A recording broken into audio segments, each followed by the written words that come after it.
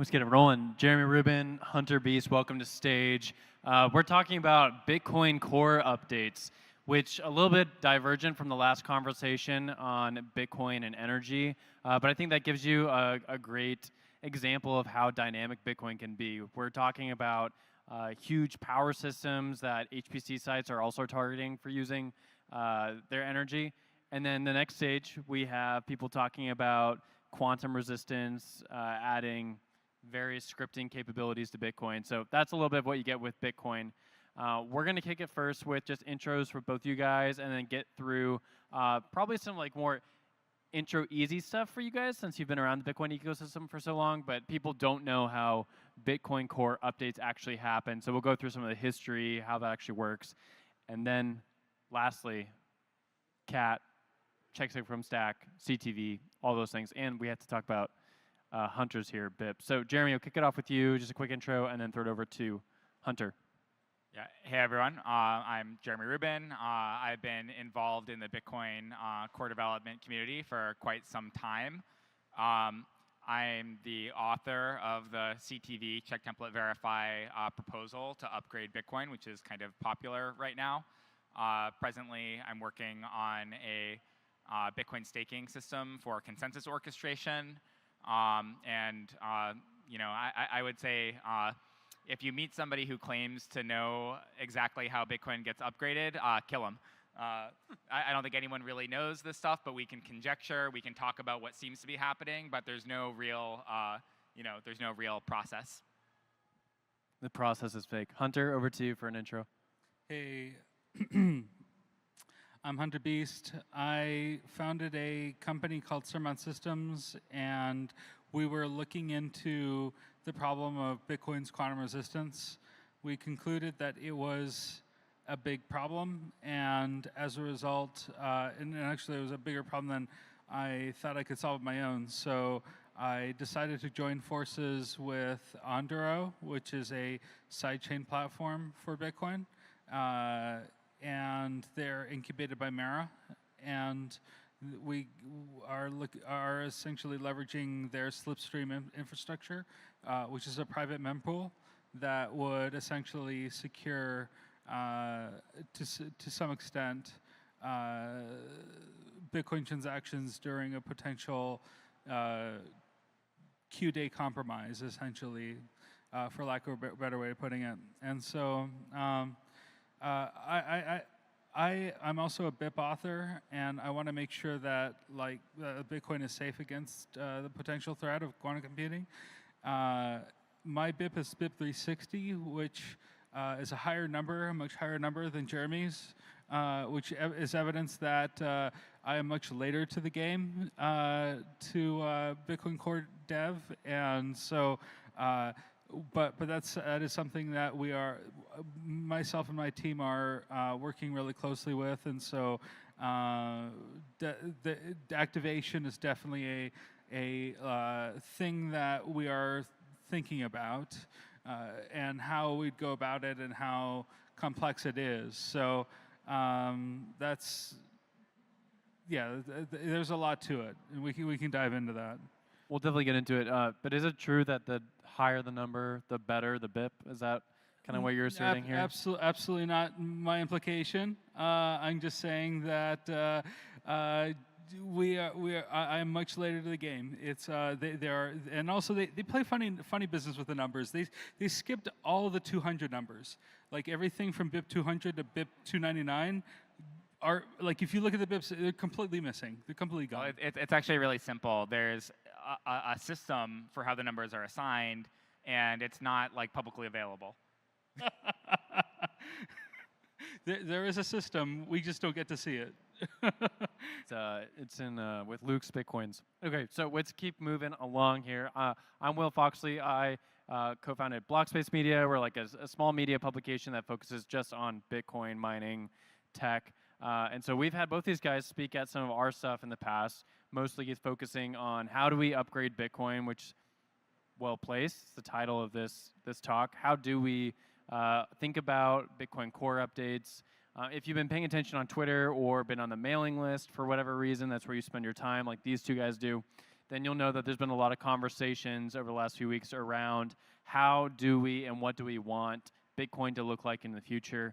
Historically, like we've had moments where this has become more interesting. Like, you know, it'll be around for like a year or two. It's like, okay, it's the scaling question, and then it kind of dies off, and like we talk about initial block download for a little bit, and it's like that's really fun, and then it comes back with a force. I think most of the time the interest is probably around money. Like, how do we make Bitcoin make more money for more people? Seems to be a huge interest. You know, the incentives there. But then also, I think there's a very large faction of Bitcoin that just wants to see Bitcoin work as programmable money, and there's debate over what that entails. And that brings us to the BIP system. So Jeremy, I'm going to throw it over to you. Can you describe what the BIP system is in Bitcoin? How did we get to the BIP system, and where is it today? Yeah, so I think that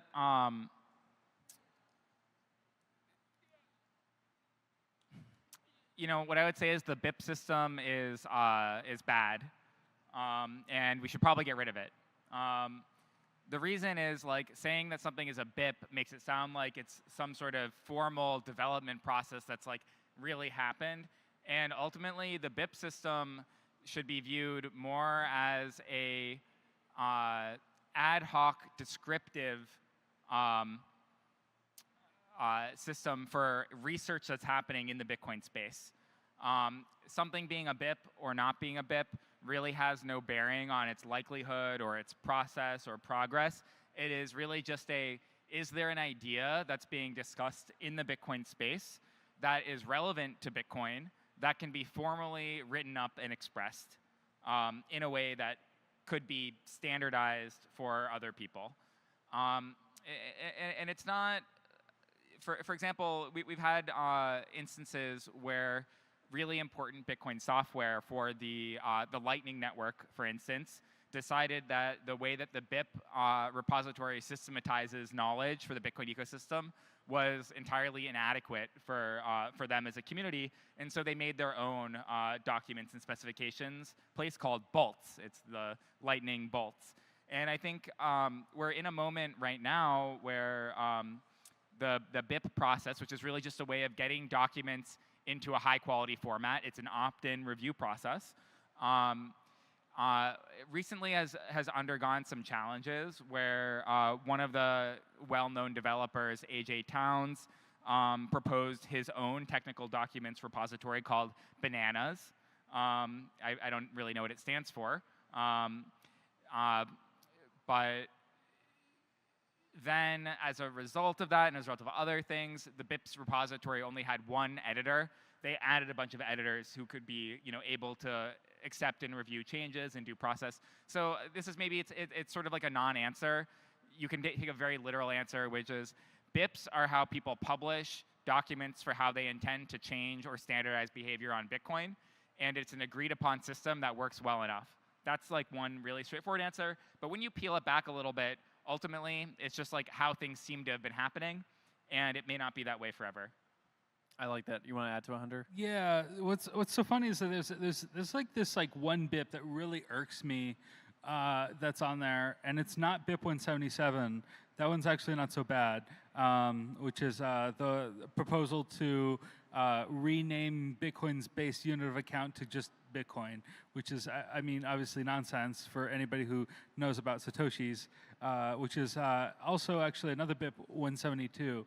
But there's this one BIP called, I think it's BIP 52, which is this hard fork for adding proof of work that's computed by optical computers.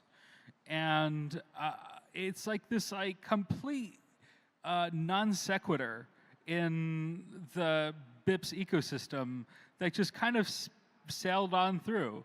And it really kind of is evidence that like anybody could write a BIP, anybody could add something that's completely off the wall, unless of course you're Casey Rodimer. But yeah, like, and that's another thing. Is like Casey Rodimer, inventor for ordinals, he came up with the ordinal theory, and it's very Bitcoiny. There's a lot of Bitcoin in that BIP, and it's very relevant to Bitcoin, I think, in my opinion, even if it doesn't get integrated into core. and like a lot of the BIPs don't even apply to core. There's application layer BIPs, there's indexers, there's like BIPs for how to encode wallet metadata, like descriptions of your transactions. And so like it's just like a bunch of it's not like this hallowed repository that people think it is, and heck, even a guy like me could write a BIP and get a number. So it is in some ways like a bit democratizing in some ways, I would like to think, because like it is a bit of a meritocracy, and like so any ideas with merit, and even a marginal amount of merit, like even if it's like, oh, I want to call this I want to call Bitcoin like 100 sats a bit, you know, like there's a BIP for that too. It's Bitcoin 76, and so it's like there's all kinds of BIPs out there, and so some people like don't really necessarily understand like the fact that there's like different kinds of BIPs that affect different things that don't even affect Bitcoin Core.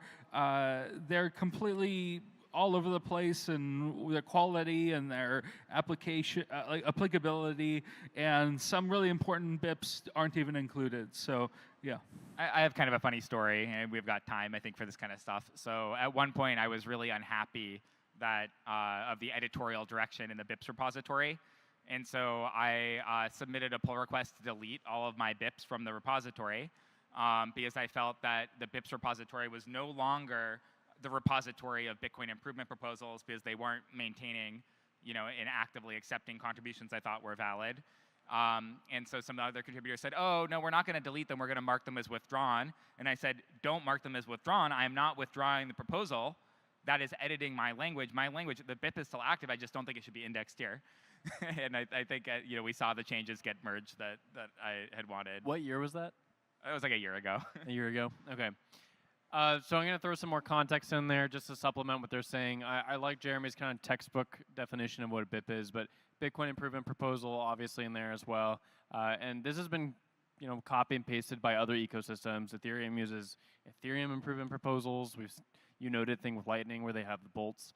And this, you know, this just comes back to like, what are we trying to make with digital money? And it's code at the end of the day, and to change code, you have to have resources and developers to review things and to maintain things, and you have to have GitHub open and all that. So there has to be some sort of way of doing things. I want to add one more layer of just information for people who might be interested in like how things are recorded. Hunter, I'll throw it to you. Tell me a little bit about like the Google mailing group and sort of those other parts of the ecosystem where ideas sort of marinate for a while before they're supposed to become a BIP, and like that whole trail of progress before it becomes a BIP? Yeah, so there's BIP 1, 2, and 3. At least in 2 and 3, I'm pretty sure that we have included a part of like the process is to notify the Bitcoin devs mailing list of the work you want to do, and so you're just not working in a vacuum. The first 3 BIPs outline progressively more straightforward process for how there's like a BIP life cycle and your approach to it. BIP 3, I think, is being the most recent one, and so you could probably skip reading 1 and 2 if you ever do want to write a BIP. There's essentially like a mailing list out there. It used to be on Linux, the Linux dev mailing list, but it got like I don't know the story behind why they had to close it down and move to Google Groups. Do you know? Yeah, I mean it's not that interesting. It's just, you know, service providers don't have, you know, contracts to run these things. Yeah. So anyway, we just moved to Google Groups, which is kind of funny because it's a bit centralizing, and like Google like like having a Google dependency in the Bitcoin ecosystem is just kind of ironic and kind of funny. It reminds me of the fact that Solana has like a direct dependency on Google Bigtable. So if you ever wanted to like get all the history of Solana's historical like archive contracts or like data, all the data for all the Solana nodes, you actually need to send an email for permission to get an API access to Google Bigtable. And like, that's true? Like, you can't run Solana without Google? Like, no one's running it without Bigtable? well, if you want historical data, if you want like what Bitcoin calls an archive node, yeah. And so, fortunately, like with Bitcoin, it's not intrinsically tied into the protocol, but it is in some ways part of the social protocol, right? Because like Bitcoin is financial, social, and technological, and so the fact that we have like a part of the social protocol, and this is like literally that Google group also got banned recently, right? well, yeah, they actually removed the Google group, and then of course we had to get two billionaires talking to each other. So Jack Dorsey was like question mark about the Google devs mailing list going down, and he tagged Sundar Pichai. And like a day later, it was back up. But it just kind of underscored the like centralized aspect of the whole mailing list part of it. And but that said, there's not a lot of better alternatives in terms of mailing lists. Like we do have Delving Bitcoin, which is another good thing that I think it's AG Towns that put that together, right? Yeah, and so we technically do have other discussion forums, but then that's just like on AG Towns' server somewhere, and so yeah, it really Bitcoin is just like we use whatever works, and Google Bitcoin devs mailing list on Google Groups is kind of it works well enough so far, and I guess like it's just a quirk, but yeah. I mean, in some ways you could say that Google is a key portion of Bitcoin development discussion. There's not really one forum that people communicate on. There's like 5 or 6 different ones, and the reality is you kind of have to have an active presence on all of them. GitHub, the Google group, Twitter, Nostr, IRC, Delving Bitcoin, and if you have all of those and you communicate your ideas throughout all those forums, then you'll probably get wide enough participation. And it's all, sort of, it's decentralized, even though it's like 6 different, relatively centralized platforms and then Nostr. I mean, I think that's part of like the real world problem with being in Bitcoin is like everyone wants to have this decentralization thing, but in reality, we all have home addresses. We all, eat 3 square meals a day, hopefully, and there's like a centralizing aspect of that in everything we do. So if we're using Google Groups to communicate about Bitcoin updates, if we're using Nostr, whatever it is, like there's going to be some sort of choke point that people can complain about.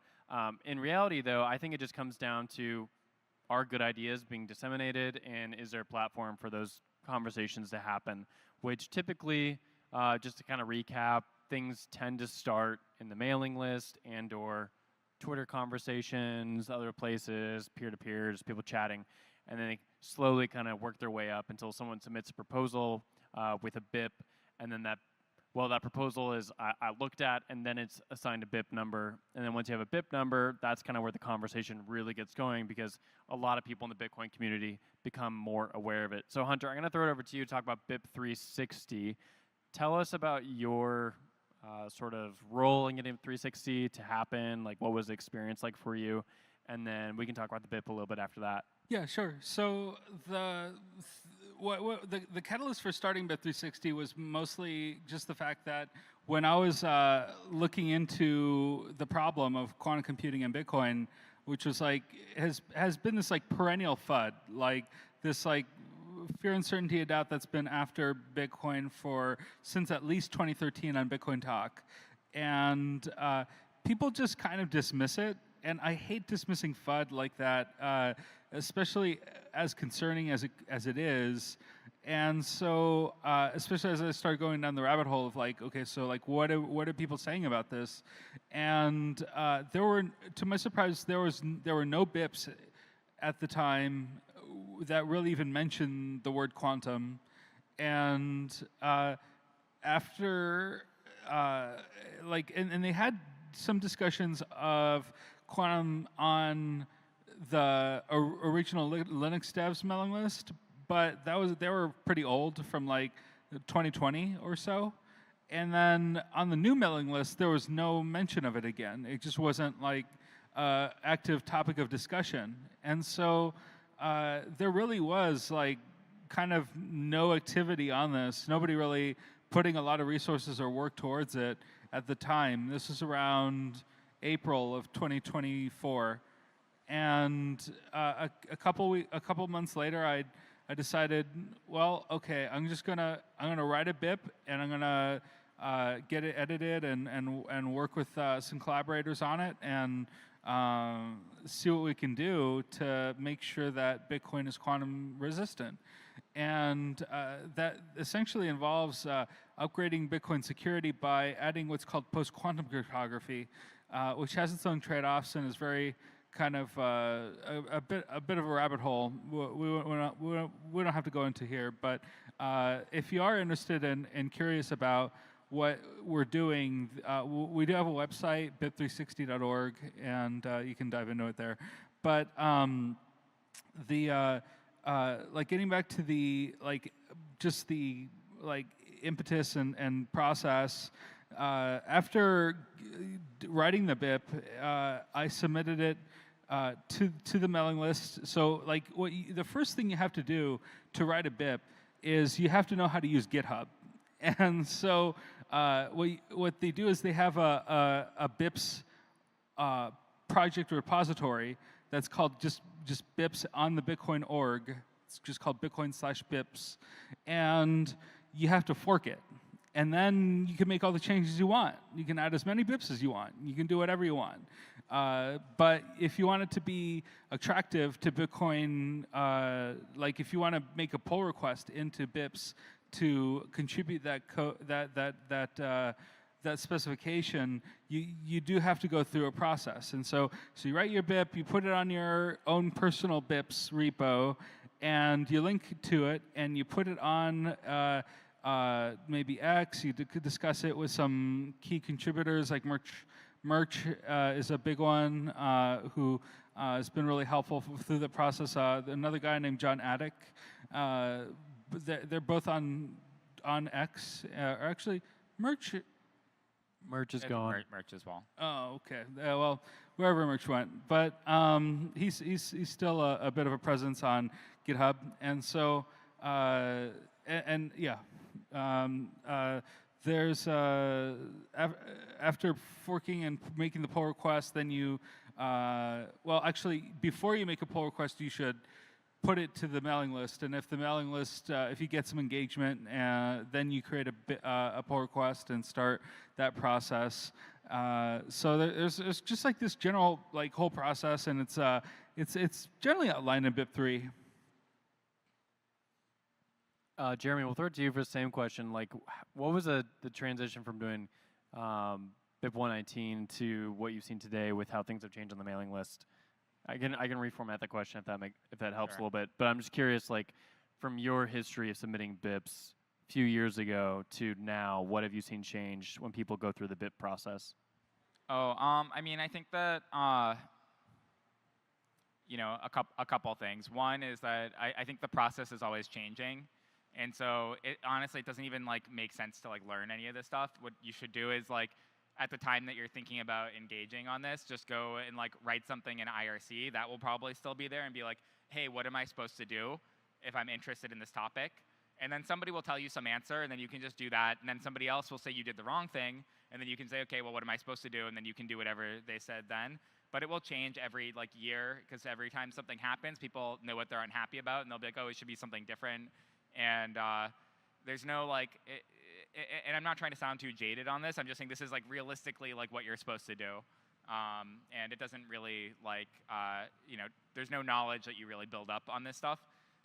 When I was working on it, I did it one way, and then everybody said you did it the wrong way.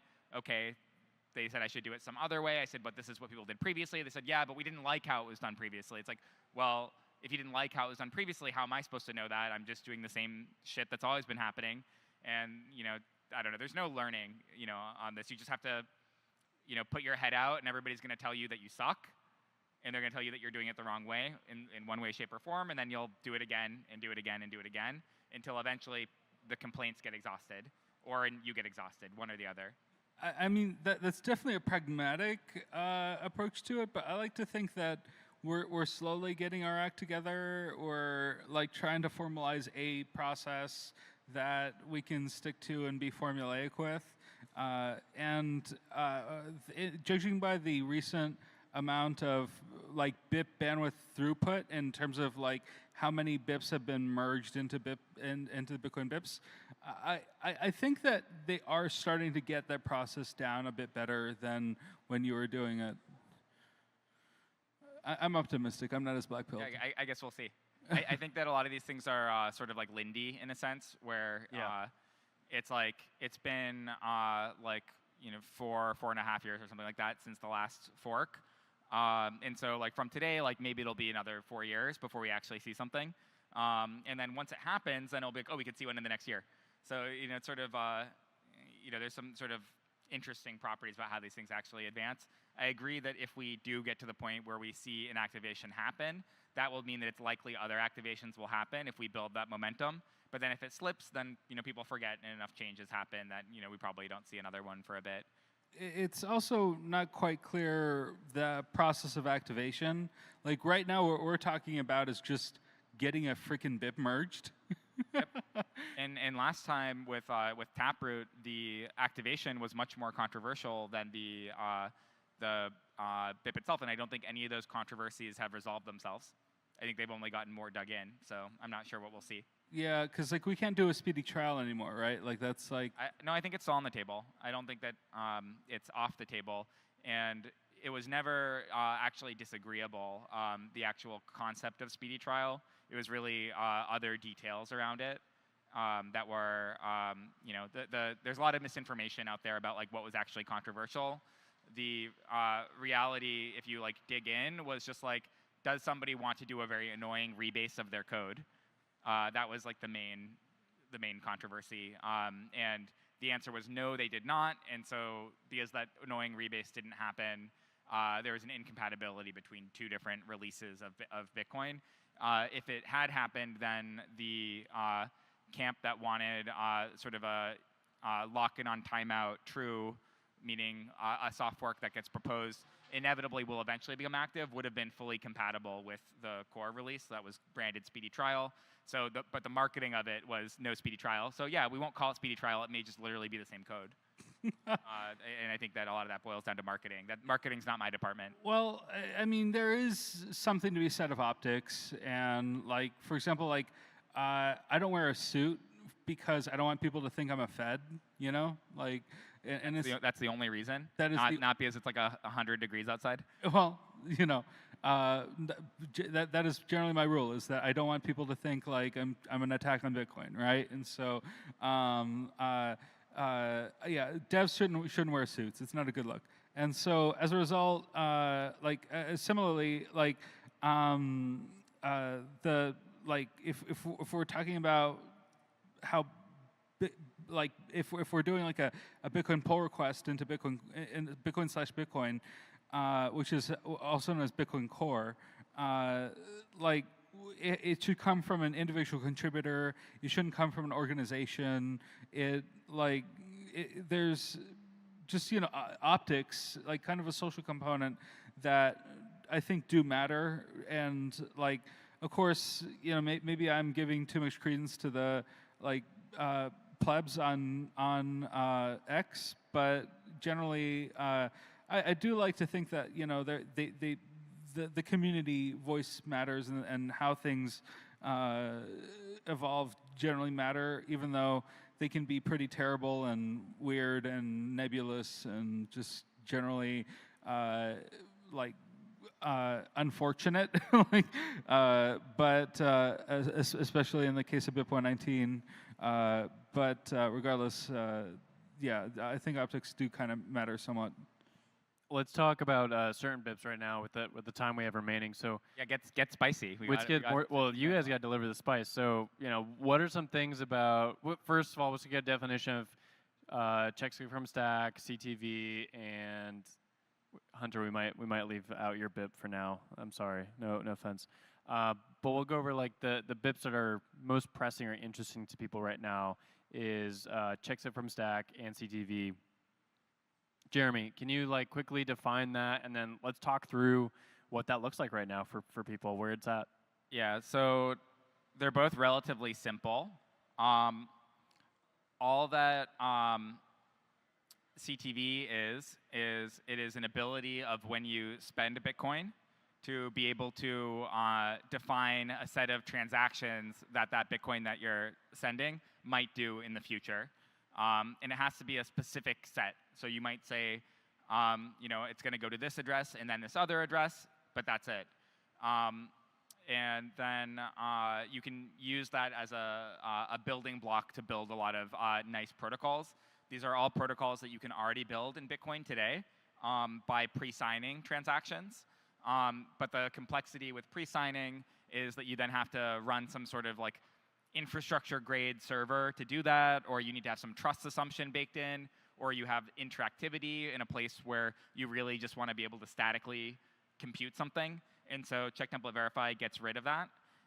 Check sig from stack is a different one, and all that allows you to do is when you're evaluating a Bitcoin program, it allows you to pass in a piece of data that's known to be from a certain party. So for example, you could have a coin and you could say, Will gets to decide at what time this coin can be spent, and then in the future you can provide what the time is.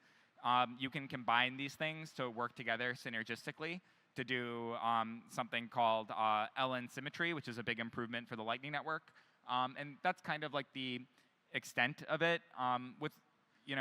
These are basically like a pinch of salt in a recipe.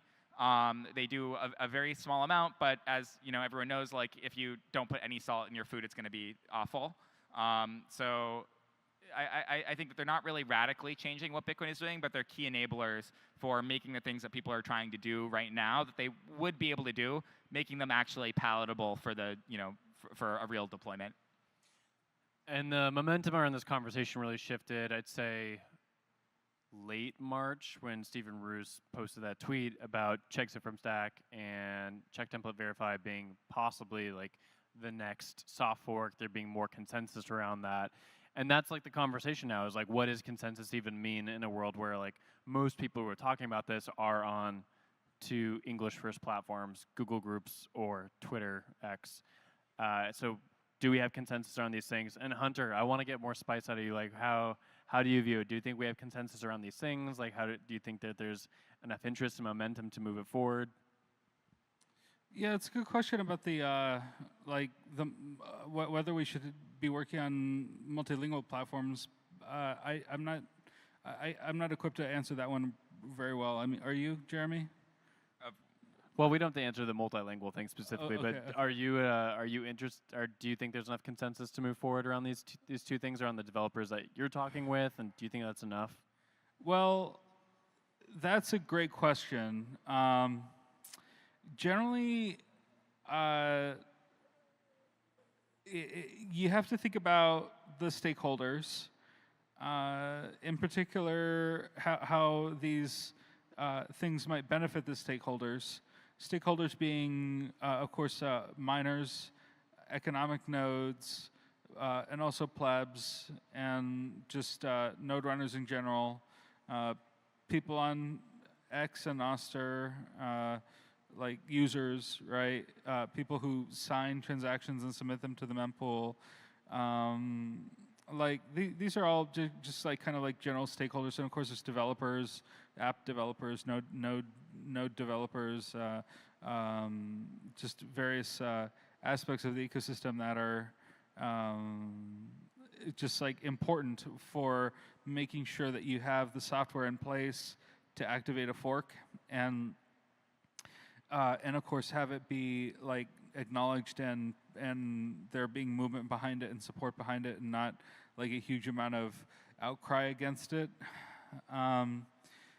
Taproot, I remember, was actually a pretty chill fork on the X community. I remember there being like some objection to speedy trial, but regardless of that, there were a lot of people on there who are like kind of basically bullying miners and exchanges to adopt Taproot, and maybe not always for like good reasons either, but like I don't know if everybody who was pushing Taproot at the time fully understood Taproot, but regardless, like with CTV and CSFS, like they are really nice, but and they would simplify node development. They would like right now, if you want to implement a Lightning node, you need to basically keep track of all your old prior channel states. Otherwise, somebody could broadcast an old state and take your money or something like that. Losing any old state meant that you could lose all your money. Right, exactly. And so, and LN symmetry fixes that problem. And like, so you don't even need watchtowers at that point. It's all just kind of incentive compatible. But if we're talking about like incentive compatibility of a soft fork, I'm not sure CTV and CSFS have a lot of alignment with, say, miners. Like if like miners might want to activate it for whatever reason, like it's just I don't see what their big incentive is for that, and that's I think might be one reason why there hasn't been a lot of movement behind it, is that there's just like not a huge economic incentive to making it a real thing, even though it makes Bitcoin a lot nicer for layered developers and like Arc and maybe mining pools. Like one thing that you are doing with Char Network is you're like it actually does require BIP 119 for it to work. No, not at all. Oh, not specific. What I mean is for the use case of a mining pool, for ARC compatibility with mining pool. Oh, well, no, for the work that I'm doing in my company, we actually don't have a current use for covenants at all. You once said that like find the covenants in your presentation, and you said that if you wanted ARC compatibility with a Char mining pool for payouts. Well, yeah, because ARC requires CTV. Yeah, ARC requires. Well, I mean, people will claim otherwise, but it requires CTV for it to work. Well, I mean, ARC also technically works in a federated model, does it not? Debatable. I think you know there are people who will claim vociferously that it will work. I will believe it when I see it successfully on the market. Without, I think for it to actually work, it requires. What I will tell you is that if you go to an investor and you say, we can build this company, but only if we get a soft fork upgrade into Bitcoin, you will get laughed out of the room. So I think that there's a real incentive to say, a few people have done it. We work, you know, with no upgrade to Bitcoin. Okay, well, that's interesting. We'll see how that works then, Alex. I mean, it should be simple enough to just build the product and deploy it and make it successful. Yep. Without covenants, if it's possible. So they should be able to do that.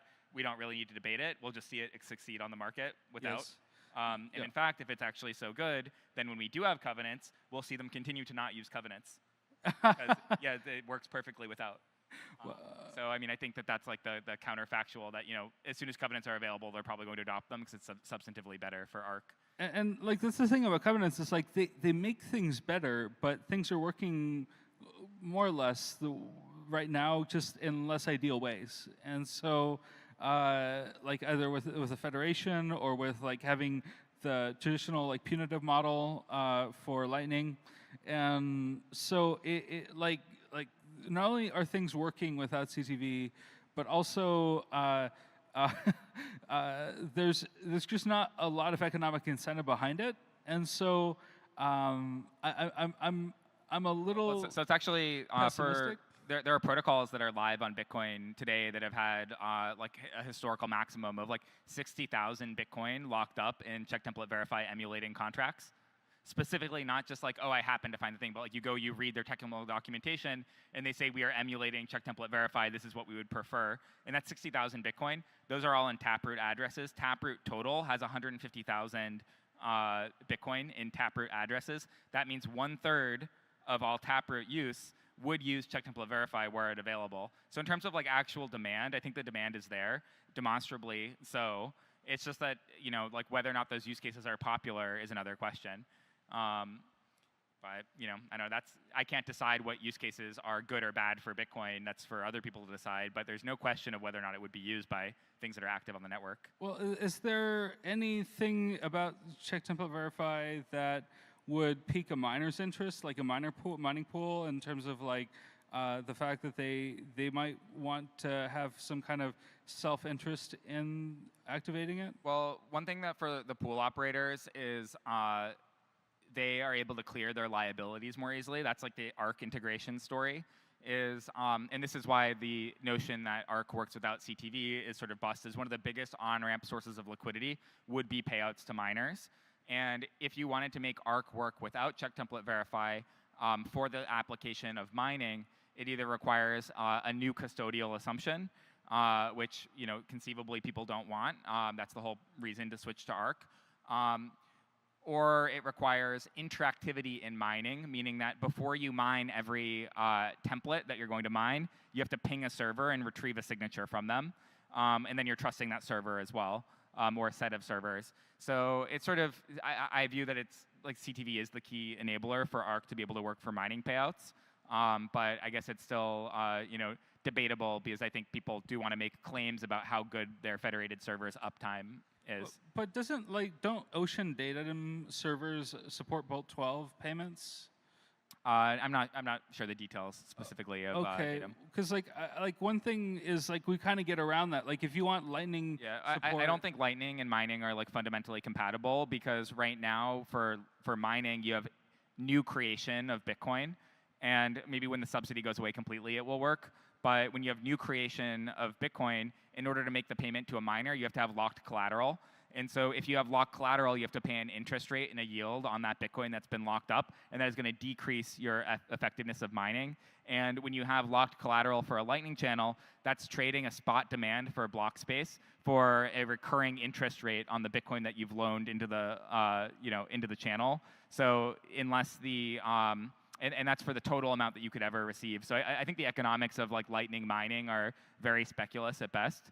But maybe I'll take a capitalistic view. Like when I see it succeeding in the market for a long time, then I'll believe it. I mean, not to make you speak for Mara, but have you guys internally talked about any of the recent BIPs that have been out there? And obviously BIP 360 you guys have an interest in because they hired you. But what about the other ones? We would, if there is, we wouldn't actively go out of our way to champion any particular proposal at the moment. It would have to come from other mining pools and miners supporting that, and then we'll be like, okay, well, if there are other people doing it, then we might come along and help support that. But at the moment, there's just nothing really seriously being discussed at that level, at the point where we're like, okay, other miners are activating this, and so we need to either put up or shut up, and that's not where we're at right now. And I don't know what's required to get it to be there, but that's certainly not where we're at right now. Well, let's close up talking about where people can follow you guys and what you guys are up to. Jeremy, I'll let you go first, then Hunter.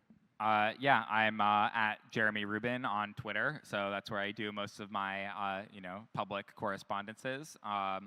And I try to post a lot in my blog as well, if you want to keep up with my latest research. Yeah, I mean, I think overall, I would just say this conversation, I may be like giving a little bit of a pessimistic view. It is moving forward. I just think that people want to extract a real narrative of what's going to happen, and the honest answer is I have no idea. And these things are kind of like spontaneous combustion. It'll happen when it happens, and it will be really obvious, but until that time, it's not so obvious how far along things are or how much progress has actually been made. because people can change their minds, and as soon as you change your mind, then anything you've said previously is no longer something that you'll be held to. So I think expect a lot of discussion about this stuff, but I think anyone in this room, you can also, you can participate. This is your conversation too. Whether or not you run a node, like it is ultimately the Bitcoin holders who, control the network in some way. Is PlebFi coming back?